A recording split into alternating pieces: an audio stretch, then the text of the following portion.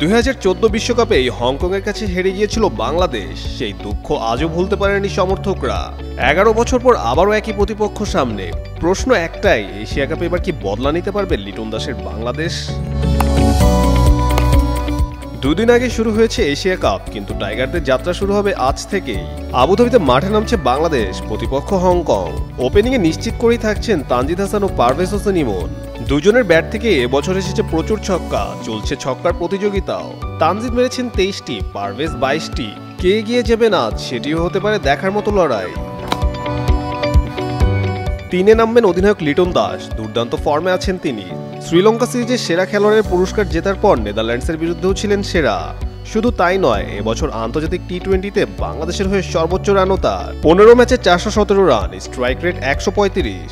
লিটনের ব্যাটই এখন দলের জন্য সবচেয়ে বড় ভরসা।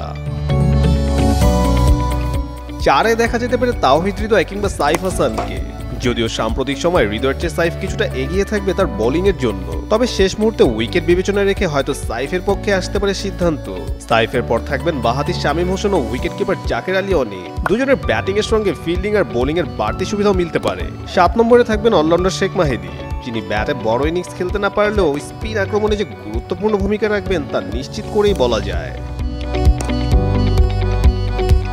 বোলিং আক্রমণে থাকছেন 3 পেসার আর 2 স্পিনার, মুস্তাফিজুর রহমান, তাসকিন আহমেদ আর শরীফুল ইসলাম। এই তিনজনকে নিয়ে পেস বোলিং শক্তিশালী করবে বাংলাদেশ। লেগ স্পিনার রিশাদ হোসেনের সঙ্গে মেহেদি থাকবেন স্পিনে, যারা ব্যাট হাতেও কিছুটা অবদান রাখতে পারেন দলের জন্য। সব মিলিয়ে ব্যাটিংয়ে ছক্কার ঝড় আর বোলিংয়ে বৈচিত্র্য নিয়ে প্রস্তুত টাইগাররা।